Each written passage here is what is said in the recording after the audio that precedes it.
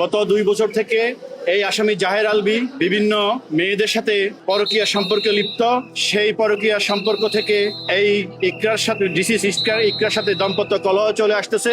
দীর্ঘ 2 বছর থেকে এই জাহের আলভী এই ডিসিজ ইকরাকে বিভিন্নভাবে শারীরিক ও মানসিক নির্যাতন করেন এবং আত্মহত্যায় প্ররোচনা করেন এবং বিভিন্ন সময় ডিসিজ ইকরাকে বলেন যে তুই মরে যা, তুই মরে গেলে আমি শান্তি পাবো, তুই আত্মহত্যা কর, এই ধরনের উস্কানিমূলক কথাবার্তা দিয়ে সংসারে একটা অশান্তি সৃষ্টি করে এবং এই ডিসিজকে আত্মহত্যায় প্ররোচনা করে।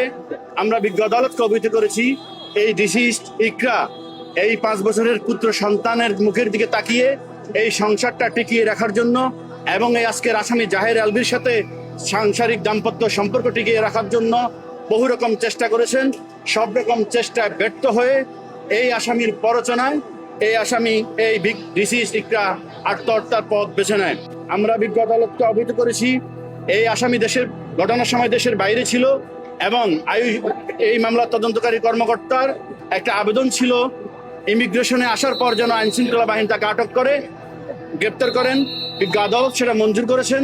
তা থাকা সত্ত্বেও এই আসামি কিভাবে দেশে প্রবেশ করে আজকে দীর্ঘদিন আত্মগোপনে ছিল এবং আজকে বিজ্ঞ আদালতে হাজির হয়েছেন, এর কোনো সদুত্তর দিতে পারেন নাই আসামির পক্ষের আইনজীবী। এবং বিজ্ঞ আদালত আসামি পক্ষের বক্তব্য এবং আমাদের রাষ্ট্রপক্ষের বক্তব্য এবং বাদী পক্ষের বক্তব্য শুনে এই আসামিকে আজকে সিডব্লিউ মলে জেল হাজতে প্রেরণের একটা আদেশ দিয়েছেন।